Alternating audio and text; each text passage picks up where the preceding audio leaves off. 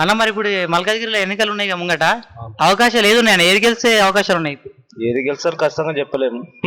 ఖచ్చితంగా మీ ఎక్స్పెక్టేషన్స్ ఏమున్నాయి? అంటే ఏదొచ్చే ఛాన్సెస్ ఉన్నాయి? చెప్పలేము. కాంగ్రెస్ బీజేపీ మధ్య పోటీ బాగున్నది ఇప్పుడు. కాంగ్రెస్ బీజేపీ మధ్య.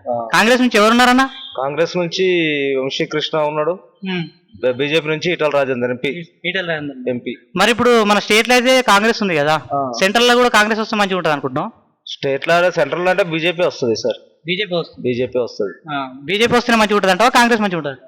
ఏమొస్తుందని చెప్పలేం కానీ నీ అభిప్రాయం ఏముంది? ముందు ఏదొస్తే మంచిగా ఉంటుంది? బీజేపీ వస్తేనే బాగుంటుంది అనుకుంటున్నాం. అన్న ఇప్పుడు మల్కాజ్గిరిలో ఎంపీ ఎలక్షన్స్ వస్తున్నాయి కదా, ఇక్కడ ఎవరు వచ్చే ఛాన్స్ ఉందండి?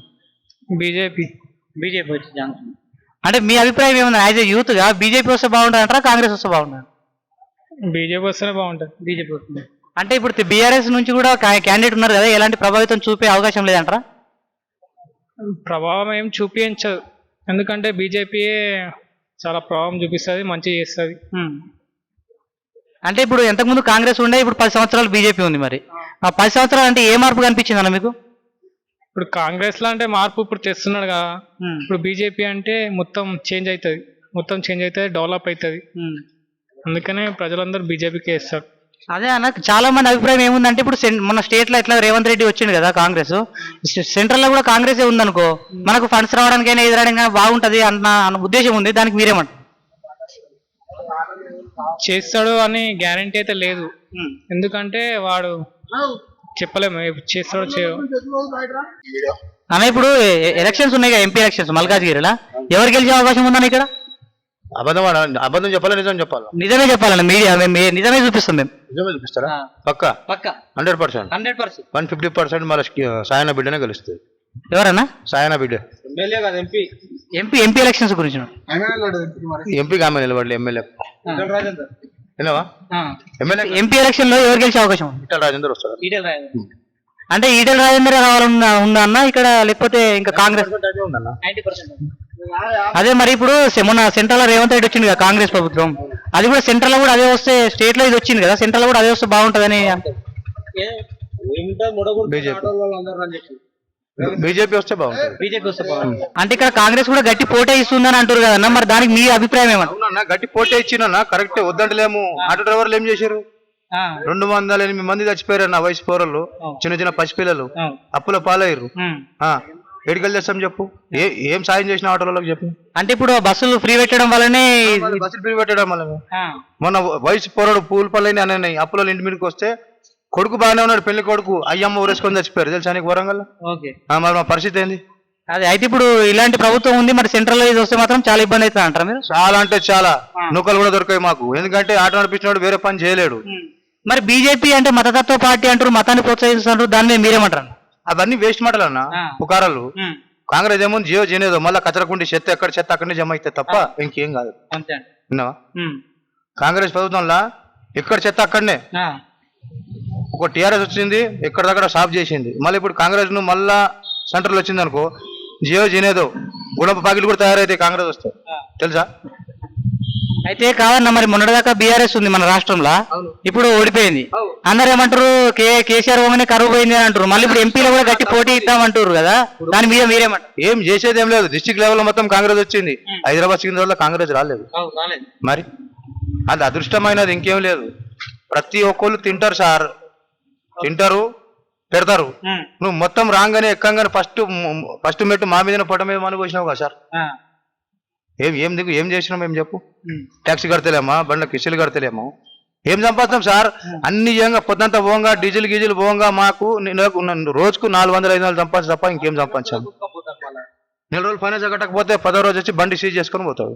మళ్ళీ దానికి ఇంట్రెస్ట్ మీద ఇంట్రెస్ట్. ఏం సామాన్లు గిరి పెట్టాలా? ఏం లేవు ఇప్పుడు మా పిల్లల మెడల. విన్నావా? మెట్లు తప్ప ఇంకేం లేవు, బట్టది పసుపు తాడు తప్ప ఇంకేమీ లేవు.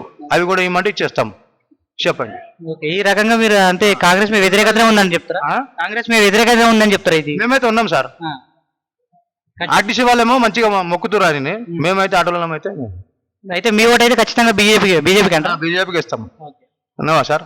కనీసం పెద్ద మనుషులకు పెట్టాయి, లేకపోతే 2 కిలోల చక్కెర పంచును, నూనె పంచు రాషన్ మీద యాడ్ చేస్తారు. స్కూల్ ఫీజులు తక్కువ చేయి, ప్రైవేట్ లా నేను ఎత్తుకొని మొక్కుతారు, పాలాభిషేకం చేస్తారు నీకు కాంగ్రెస్ కు. ఆటో వాళ్ళు ఏం చేసిరా నీకు చెప్పు? ఉన్న పిల్లలు మా పైసలు జమ చేసి పెడితే లంజనేమో కరీంనగర్ పోయి ఛాయ్ తాగి ఉన్న పైసలు ఖర్చు పెట్టుకొని వస్తున్నాయి. విన్నావా? ఫ్రీ బస్ కోసం వీడియో పెడుతుంది, ఇరానీ ఛాయ్ తాగుతున్నా చూడండి. కరీంనగర్ నుంచి చార్మినార్కి వచ్చి ఇట్లా వీడియో కాల్ పెడుతుంది, కాల్ పెట్టి చూపిస్తుంది. కానీ హైదరాబాద్ లో ఛాయ్ తాగుతున్నా, ఉన్న 2,000 తీసుకుపోతున్నా అన్నమాట ఖర్చు పెట్టి వస్తుంది దొంగ మండి. 3,05,00,000 చేసి మళ్ళా విన్నావా? ఏంది మా పరిస్థితి ఏంది సార్? 200 మంది వయసు పరులు చచ్చిపోయారంటే మామూలు మాటనా సార్? 500 కోట్లు ఇస్తున్నావు, ఎందుకు ఇస్తున్నావు? పెట్రోల్ ధర తక్కువ చేయి. బండ్లు కొంటారు, స్కూటీ ఆడపిల్లలు స్కూటీ మీద పోతే డ్యూటీకి కాలేజీలకు. మరి ఇప్పుడు పెట్రోల్ ధర అంటారు కదా, బీజేపీ గెలిస్తే పెట్రోల్ ధర తగ్గుతుంది అంటారా? ఆల్రెడీ పెట్రోల్ ధర తక్కువ చేసింది కదా బీజేపీ. మన తెలంగాణలో ఇంత రేటు ఉంది పెట్రోల్ కు, తెలుసునా? ఎగ్జామ్ స్టేట్ ట్యాక్స్ వేస్తుంది అంటారా మీరు? First year, second year, degree exams ఎప్పుడు ఉంటుండే? అన్ని ఒకసారి పెట్టినావు. ఎట్ట పెట్టినావు? ఎరులతో పెట్టినావు. ఎలక్షన్లు వస్తున్నాయి ఎంపీ, తప్పు కదా సార్ అది. బాగానే నాలెడ్జ్ ఉన్నట్టుంది కదా మీకు. ఎందుకు లేదు సార్? పుట్టగాలితే అన్ని వెళ్తాయి సార్. కడుపు కాలే మాట్లాడుతున్నాం సార్. ఎప్పుడైనా చూసినావా? First year, second year, degree, final year exam ఒక్కసారి అయినా చూసినావా? నువ్వు ఎస్ఎస్సీ ఎగ్జామ్ కూడా ఒకటిసారి అయినా చూసినావు ఎడనా? నువ్వు చదువుకున్న పిల్లగానివే కదా, చెప్పు. మరి కరెంటు పోతుంది, నీళ్ళు వస్తలేవు, తెలుసునా? అంటే బీఆర్ఎస్ గవర్నమెంట్ ఉన్నప్పుడు కరెంట్ మంచిగా వచ్చేదా? ఇప్పుడు ఏం ఆయన ఉన్నప్పుడు బాగమ్మాయి తిన్నడో భగవంతుని జరగ, కానీ ఇంతవరకు కరెంటు పోలే, నీళ్ళు ఇబ్బంది కాలే కంటర్మెంట్ ఏరియాలో. విన్నావా? ఈ కాంగ్రెస్ వచ్చింది సావదెంగుతుండు. ఉన్నాయి కదా ఎంపీ ఎలక్షన్స్, అంటే ఇక్కడ ఈ నియోజకవర్గంలో ఏది గెలిచే ఛాన్సెస్ ఉన్నాయని అన్న చెప్పలేమన్నా. నాకు కాంగ్రెస్ అయితే గెలుస్తుంది. కాంగ్రెస్ పైన కాంగ్రెస్ కు మంచి పోటీ ఉందని, మంచి గట్టి పోటీ ఇస్తుంది అంటారా? పోటీ ఇస్తుంది. అంటే కాదండి, ఇప్పుడు స్టేట్ లో మన కాంగ్రెస్ గెలిచింది కదా, కాంగ్రెస్ గెలిచి బస్సులు ఫ్రీ అని పెట్టి కొద్దిగా ఆటో వాళ్ళకి ఇబ్బంది అవుతుందని అన్ని పెట్టారు. సెంట్రల్ లో కూడా ఇప్పుడు అదే రావాలనుకుంటారా, లేదంటే వ్యతిరేకత వస్తుంది అంటారా? సెంట్రల్ లో కాంగ్రెస్ వస్తుంది. కాంగ్రెస్ అంటే మొన్న మోడీ ప్రభుత్వం 10 సంవత్సరాలు ఉంది కదన్నా, అంటే దాని మీకు అంటే నచ్చలేదా ప్రభుత్వం కనుక? లేదు 2 years చూసినాం మోడీకి, ఇప్పుడు కాంగ్రెస్ కూడా చూడాలి కదన్నా. ఒక అవకాశం ఇచ్చి చూడాలంటారు. అంతే కాంగ్రెస్ కూడా ఒక అవకాశం ఇచ్చి చూడాలి. అమ్మ ఇప్పుడు ఇక్కడ ఎన్నికలు జరుగుతున్నాయి కదా, ఏ పార్టీ వచ్చే ప్రభావం ఉందమ్మా ఇక్కడ? బీజేపీ. బీజేపీ అంటే ఈటల రాజేందర్ కదా, అంటే మీరే చేస్తారు ఓటు మరి? మాకు ఎవరు మంచి పనులు చేస్తే వాళ్ళకి ఎవరు చేస్తారు అనుకుంటారు? ఇప్పుడు ఈటల రాజేందర్ చేస్తారు అనుకుంటారా, లేకపోతే కాంగ్రెస్ గవర్నమెంట్ అనుకుంటారా, ఎవరు అనుకుంటారు? ఇప్పుడు కాంగ్రెస్ చెప్పిండ్రు 6 గ్యారంటీలని. 6 గ్యారంటీలలో 1 చేసిండు, 2 చేసిండు, 3 చేసిండు కరెంటుతో. 3 చేసినప్పుడు ఏమైతుందంటే బస్సులు 1 ఫ్రీ అయినాయి అనమాట.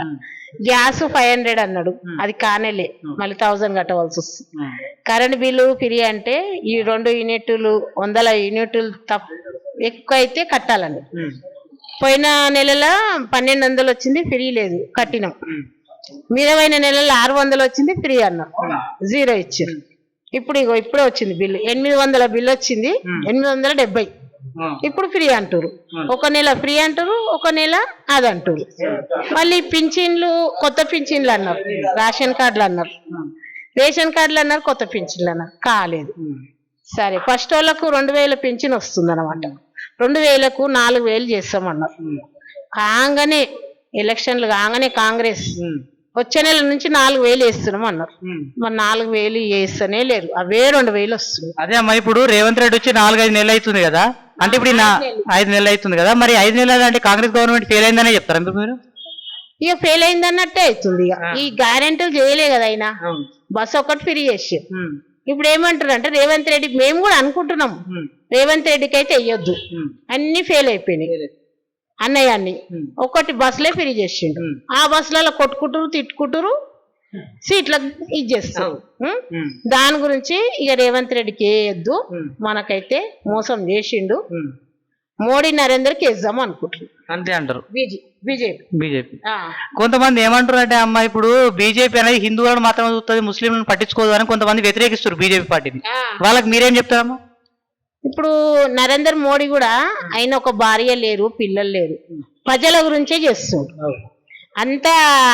ఆయన అదేంటి అయోధ్య గుడి కట్టిండంటే ఆయన వల్లనే అయ్యింది, ఎవరైతే కట్టలేరు. 500 లోతు లోపట పోయి ఆయన పూజ చేసి వచ్చిండు. ఆయన పిల్లలను పట్టించుకుంటలేరు, భార్యలను కానీ ప్రజలనే పట్టించుకుంటారు. ఆయన గురించి మనం సాయం చేయాలి. ఆయన ఇంకా మనం వేసినాం అనుకో, ఆయన గెలిచిండు అనుకో, మనల్ని ఇంకెక్కడో పంపిస్తుంటాడు. అంతే. మీరు డైలీ అప్డేట్ ఉన్నారమ్మా, న్యూస్ చూస్తారా డైలీ? చూస్తా రోజు. నరేంద్ర మోడీ పూజ చేసింది కూడా చెప్తారు కదా మొత్తం. 500 లోతు లోపల పూజ చేసిండు. ఆయన ఎంత భక్తుడైతే పూజ చేస్తాడు, ఎవ్వరు పోలేరు అందులో. ఆయన అట్లా చేసి కూడా అయోధ్య గుడి ఎట్లా కట్టిండు.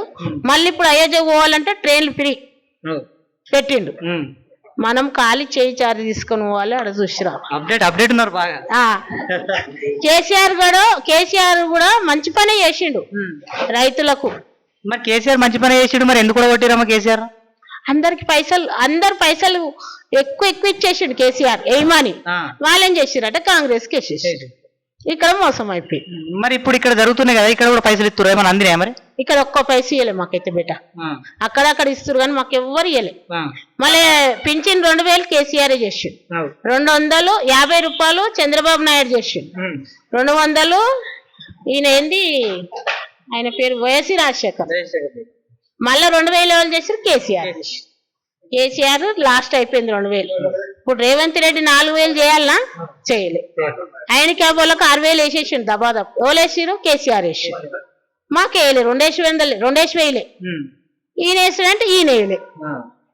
ఇప్పుడు అట్లా చేస్తారు. ఇప్పుడు మనది మనకేందంటే కాంగ్రెస్ మోసం చేసిండు.